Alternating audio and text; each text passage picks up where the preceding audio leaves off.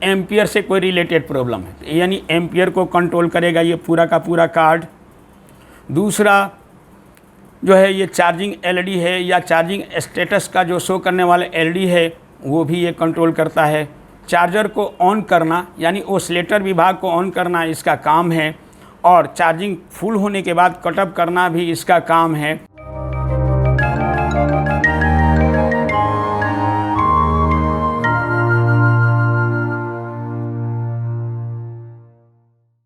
Hello friends, मैं Mohammad Quddus Multitech e vehicle lab में आपका बहुत बहुत स्वागत है। दोस्तों, आज हमारे पास एक और स्टूडेंट का चार्जर आया हुआ है जो लीडर कंपनी का है। ये बहुत ही क्रिटिकल होता है, इसकी रिपेयरिंग यानी थोड़ी मुश्किल होती है, लेकिन यहाँ पे आप अगर ट्रेनिंग लेंगे तो कोई भी चार्जर हो यहाँ पे आपको 100% उसकी ट्रेनिंग दी जाएगी, क्योंकि मुझे कोई दिक्कत नहीं होता है किसी भी चार्जर में, चाहे किसी भी कंपनी का है। जैसा कि आप ये देख रहे हैं ये लीडर का चार्जर है। तो आइए हम लोग इसको जानते हैं मेन कंपोनेंट्स और मेन कार्ड के बारे में। तो आइए हम लोग एक एक चीज़ को समझते हैं कि क्या है ये। तो सर, इस वीडियो में पहले आज मैं लॉजिक कार्ड के बारे में कुछ बताना चाहता हूँ। तो सबसे पहले इस लॉजिक कार्ड के बारे में मैं आपको डिस्कस कर रहा हूँ इस वीडियो में कि ये लॉजिक कार्ड कैसे काम करता है और लॉजिक कार्ड पे लगे हुए इन आईसीयू का काम क्या है और नाम क्या है। तो दोस्तों, सबसे पहले ये जो मेन कंट्रोलर आईसी है, जिसे माइक्रो कंट्रोलर भी कहा जा सकता है, ये माइक्रो कंट्रोलर है। और उसके बाद इस माइक्रो कंट्रोलर पूरे के पूरे चार्जर को कंट्रोल करता है। जैसे एग्जांपल के लिए कोई एक प्रॉब्लम आ रहा है एम्पियर से रिलेटेड, तो एम्पियर को ये कंट्रोल करता है। यदि अगर चार्जिंग की वोल्टेज अधिक आ रही है तो मुझे इस सर्किट को ही चेक करना होता है। अगर चार्जर ऑन हो जा रहा है लेकिन ऑफ़ नहीं हो रहा है, यानी कट ऑफ नहीं हो रहा है, तब भी हमें इस सर्किट को चेक करना होता है। अगर मान लीजिए सब कुछ सही है फिर भी चार्जर ऑन नहीं हो रहा है, तो भी मुझे इस कंट्रोलर हिस्से को या पूरे इस बोर्ड पे लगे कंपोनेंट को चेक करना होता है। साथ ही साथ अगर मान लीजिए कि इनमें से कोई भी फंक्शन एलईडी या चार्जिंग एलईडी नहीं जल रही है, तो भी हमें इसी सर्किट को चेक करना होता है।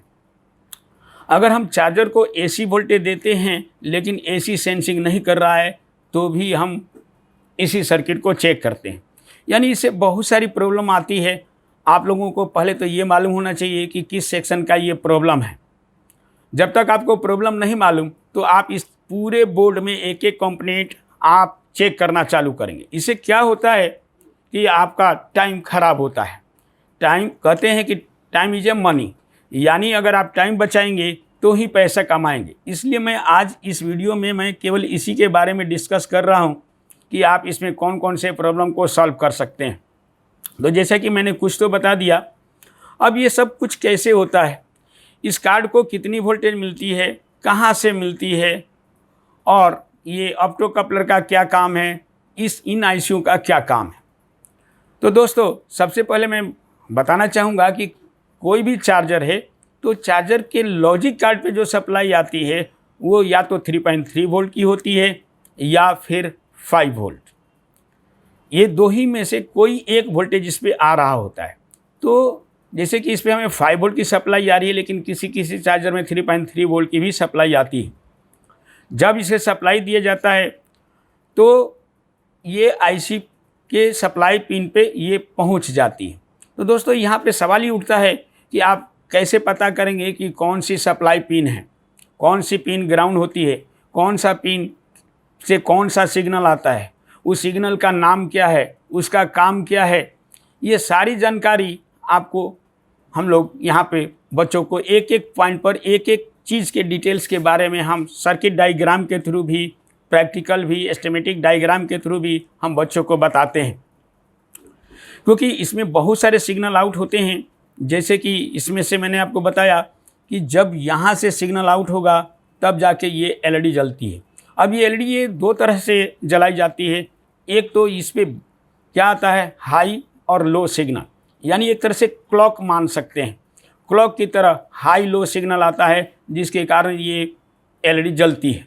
लेकिन एक समय आता है कि ये धीरे धीरे जब ये चार्जर चार्ज होने लगता है, यानी बैटरी को चार्ज करता है, तो इनमें से एक एलईडी आपको फुल ग्लो करने लगती है, यानी स्टील जलने लगती है। फिर नेक्स्ट पर वो शिफ्ट हो जाता है और वो दूसरा एलईडी भी अप डाउन होने लगता है, यानी जलने बुझने लगता है। तो ऐसा क्यों होता है? क्योंकि इसमें इसके अंदर ही प्रोग्रामिंग की गई है, या ये कहिए कि इसके अंदर एक शिफ्ट रजिस्टर होता है। शिफ्ट रजिस्टर क्या होता है? आप उसे रजिस्टर नहीं समझेंगे। शिफ्ट रजिस्टर एक आईसी है जो इसी के अंदर बंद है, वो शिफ्ट रजिस्टर के द्वारा ये सारा काम होता है। और जैसा कि यहाँ पे ऑप्टोकपलर आप देख रहे हैं, इस ऑप्टोकपलर का मेन काम ये होता है कि एसी को सेंस करना। जब हम इसे एसी देते हैं तो इसका इन्फॉर्मेशन भी इस ऑप्टोकपलर के द्वारा इस आईसी को मिल जाती है, जिसे ये समझ लेता है कि ये लॉजिक कार्ड में एसी आ गई है और चार्जर में एसी दी जा चुकी है।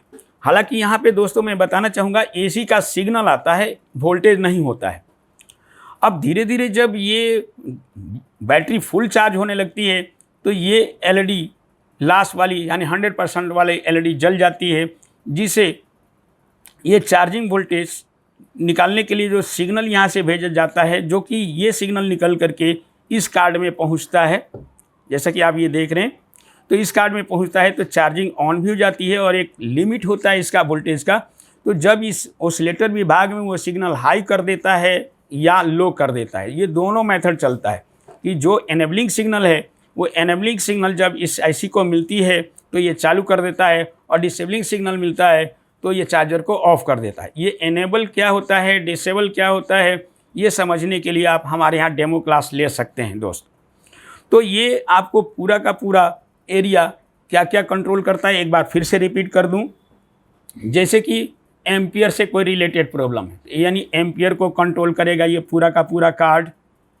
दूसरा जो है ये चार्जिंग एलईडी है, या चार्जिंग स्टेटस का जो शो करने वाला एलईडी है, वो भी ये कंट्रोल करता है। चार्जर को ऑन करना यानी ऑसिलेटर विभाग को ऑन करना इसका काम है, और चार्जिंग फुल होने के बाद कटअप करना भी इसका काम है।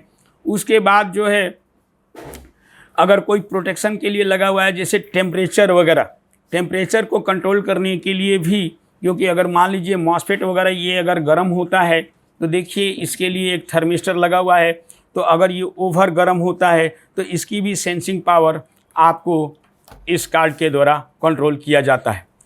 इसी तरह से इसमें ये जो साइड में आप जो आईसियाँ देख रहे हैं 8-8 पिन की, और एक यहाँ पर भी है, तो ये सब क्या है, ये कंपैरेटर है। तो दोस्तों इसके लिए आपको कंपैरेटर का बहुत अच्छा नॉलेज होना चाहिए और माइक्रो कंट्रोलर का बहुत अच्छा नॉलेज होना चाहिए, तब आप इस कार्ड को रिपेयर कर सकते हैं। तो ये पूरी की पूरी अच्छी से अच्छी जानकारी हम अपने बच्चों को देते हैं। यहाँ पे ये ज़रूरी नहीं है कि हम 1-2 ही चार्जर को रिपेयर करने का तरीका बताते हैं। मेरा मेन मकसद ये होता है कि हमारे यहाँ जो बच्चा आता है तो वो किसी भी तरह का चार्जर वो आराम से ठीक करे, किसी भी तरह का कंट्रोलर वो आराम से ठीक कर सके, क्योंकि मैं उसका बेस ही इतना अच्छा कर देता हूँ जो कोई भी चार्जर को बहुत ही आसानी के साथ वो ठीक कर सकता है। तो दोस्तों हमने इस वीडियो में आपको जो इस कार्ड से रिलेटेड कुछ जो काम थे इसके बारे में जानकारी दिया है। इसी तरह से हमारे पास बहुत सारे बच्चों का जो यहाँ पढ़ रहे हैं, वो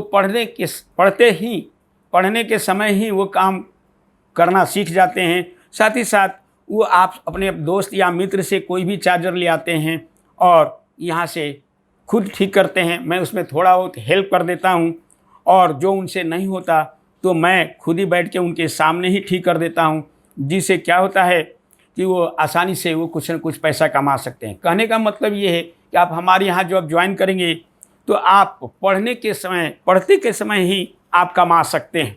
आप कहीं से भी, मान लीजिए लोकल हों या बाहर के हों या दिल्ली के हों या आउटसाइड ऑफ दिल्ली के हों, आप हमारे यहाँ कोई भी चार्जर पढ़ते समय ला सकते हैं और यहाँ से आप उसे ठीक करके ले जा सकते हैं और अपने दोस्त मित्र को दे सकते हैं। 2 पैसा आप उसे कमा भी सकते हैं। तो दोस्तों इस वीडियो में मैं इस लीडर चार्जर के कंट्रोलर विभाग के बारे में आपको कुछ जानकारी दिया है। विशेष जानकारी के लिए आप हमारे यहाँ मल्टीटेक विजिट कर सकते हैं और आप किसी भी तरह के चार्जर के बारे में मुझसे पूछ सकते हैं। थैंक यू वेरी मच दोस्त।